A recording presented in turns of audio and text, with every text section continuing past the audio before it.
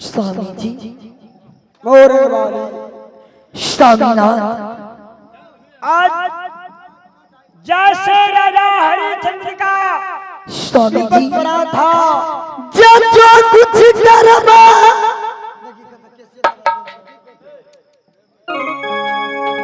चल के विधाता मिटाने वाला कोई नहीं। जो कुछ कर्मा मिल के विधाता मिटाने वाला कोई नहीं। अब वक्त परे परे गज भर का परा देने वाला कोई नहीं।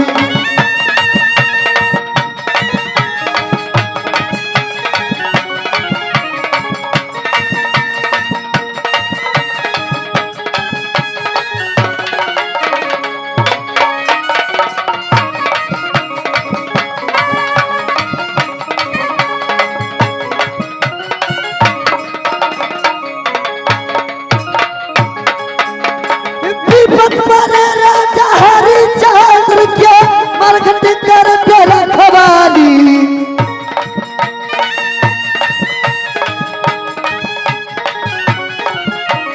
विपत पर राजा हरिश्चंद्र के मरघट कर तेरा खवाली। रोहित कुमार के नाग डोसले वाके रोग मातारी।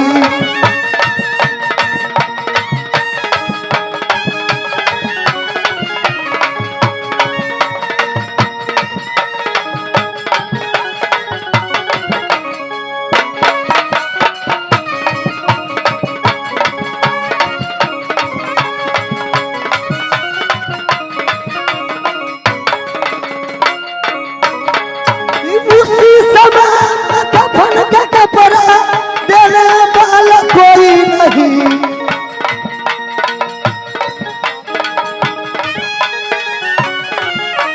उसी समय में कफन का कपड़ा देने वाला कोई नहीं। अब वक्त परे पर गज भर कपड़ा देने वाला कोई नहीं।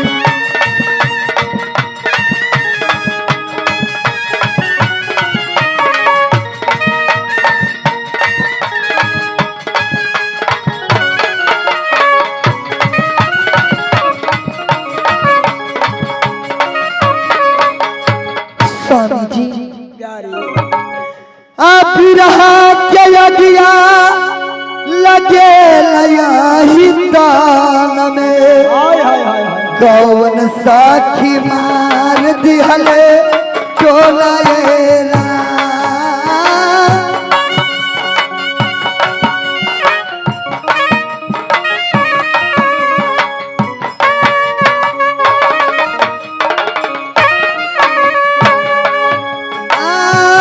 रहा के आला गेलया हितान में कौन साखी मार दिले टोलाएरा।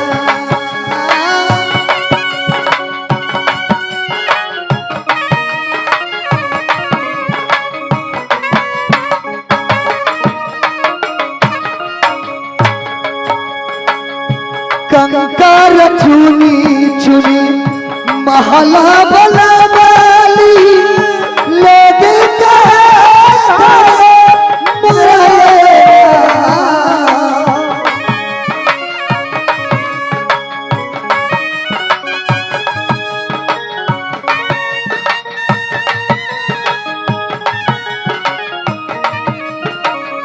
कंकर चुनी चुनी महला बना वाली लोग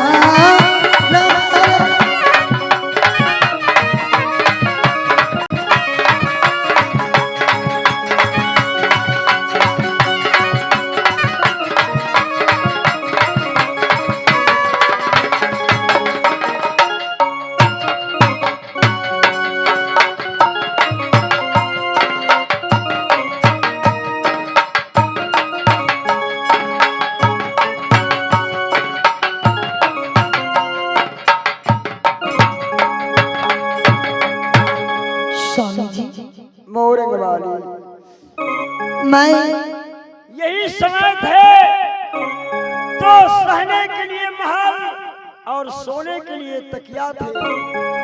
आज इस वन में न सोने के लिए घर है न बिछाने के लिए मेरे बिस्तर है। इसी जंगल में निवास करूंगा। प्यारी, जब मेरा भाई सहोदर नहीं हुआ इस दुनिया में अब मुझे कौन चिनेगा? प्यारी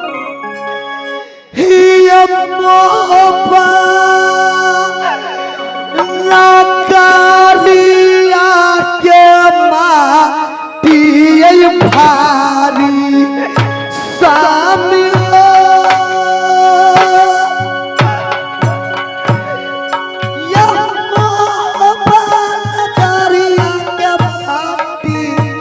भारी हमारा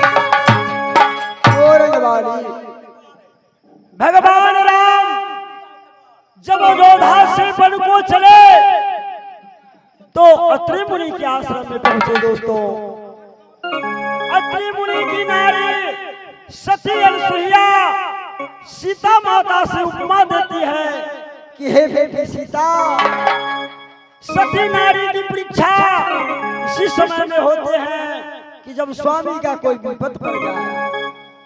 तो दोस्तों, 4 जगह परीक्षा होता है। कहाँ कहाँ? तो धैर्य और धीरज अपना होता है। दोस्तों,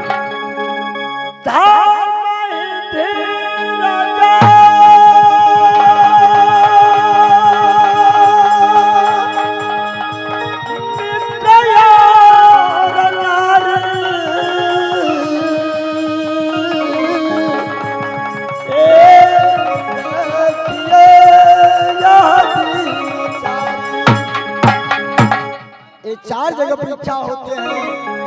यदि उससे भी विपद नहीं करते हैं हो चलना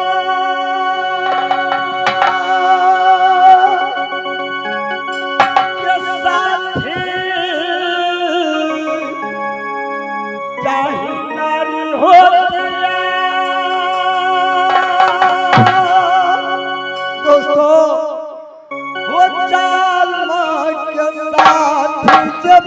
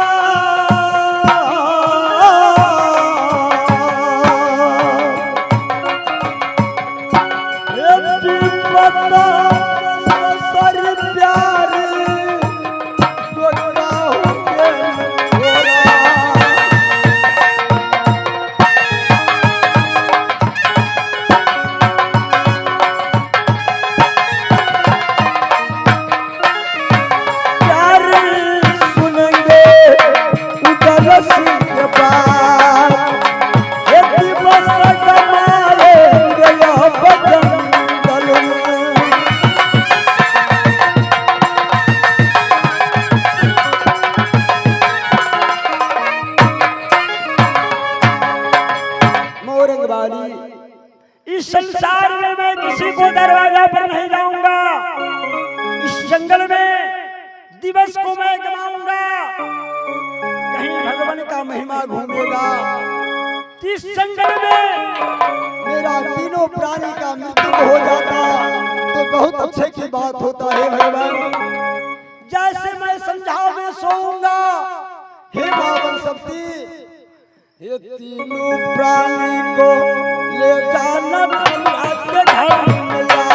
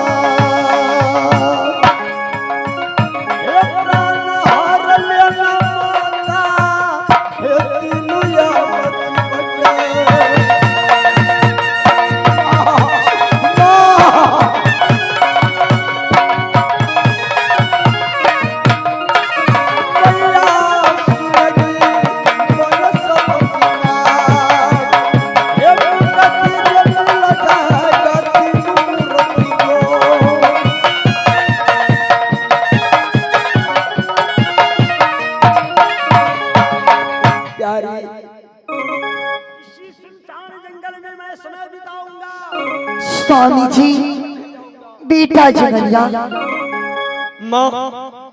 उजिरल घर मैया आह बसाबै छी। उजिरल घर मैया आह बसाबै छी। हमरा किया मैया घर सा भगाबै छी। हमरा किया मैया घर सा भगाबै।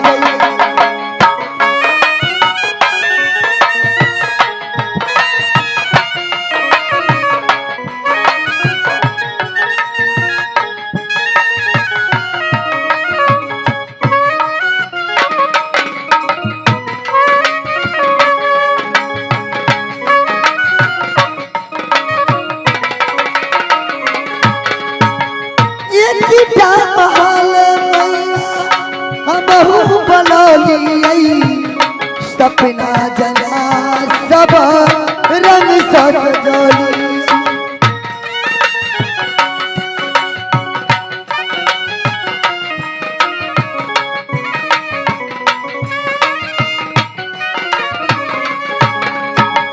ये किटा महल मैया हमहू बनौली। सपना जना सब रंग सजोली। एक ज्ञान के रे दीपा किया नहीं जराबै छी। एक ज्ञान के रे दीपा किया नहीं जराबै छी। हमरा किया मैया घर सा भगाबै छी। हमरा किया मैया घर सा भगा।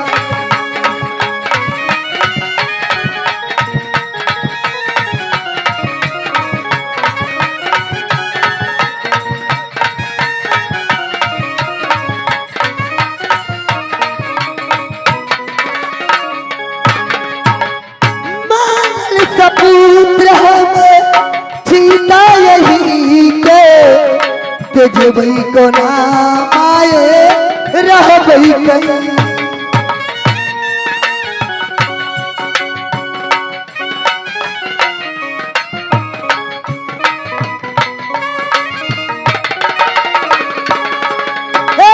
मानल सपुत्र माए सीता यही के तेजबै को नाम आए रहबै। याचरे आशीष मैया किया नहीं बढ़ाबै छी। आचरे आशीष किया नहीं बढ़ाबै छी। हमरा किया मैया घर सा भगाबै छी। गुस्सा भगावे।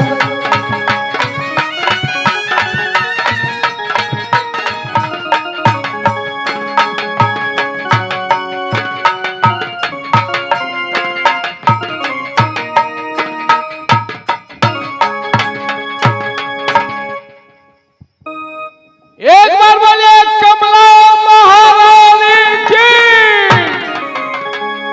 दुर्गा महारानी की।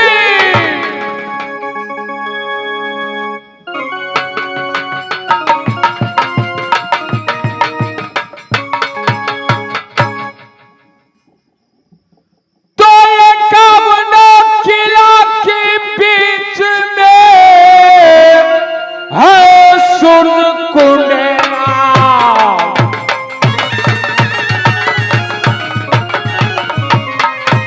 तो एकावनों किला के बीच में है सूर्य कुंड राजे।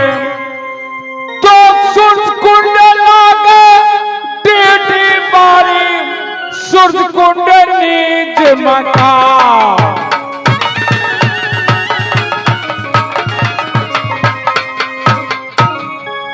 ये किला सूर्यकुंड है। इस किला का बादशाह मैं हूं।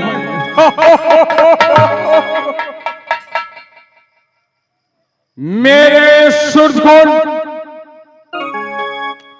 14 कोष में है। इतना ही नहीं,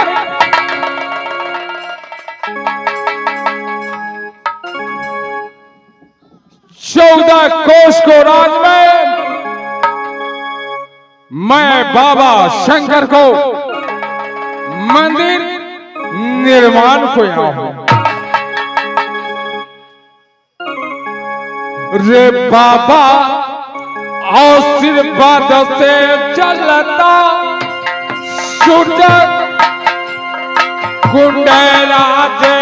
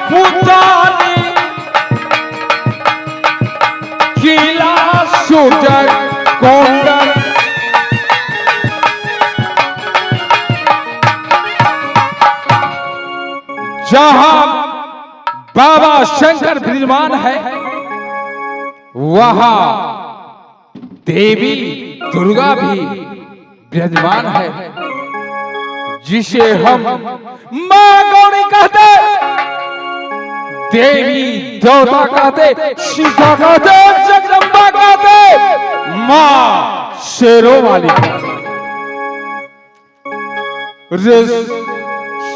जंगी जाएगा देवी मंदिर में आप पुनः करेंगे मैया दुर्गा।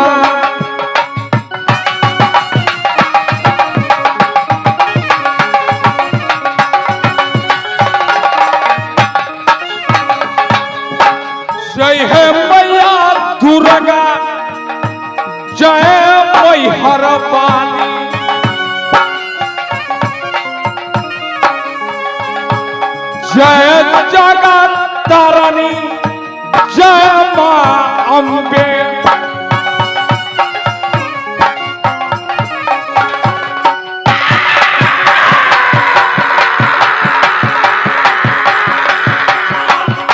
मैया सुनो है कमला माए बन गए पुजारी तेरे चरणों की।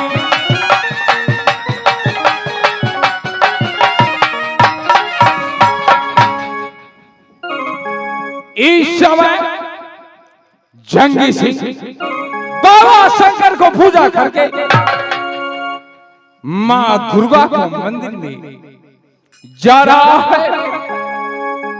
पूजा आराधना करेंगे। देखिया शिरबाद मैया दुर्गा जोया बो देखी ओ शिरबाद मैया मैहर।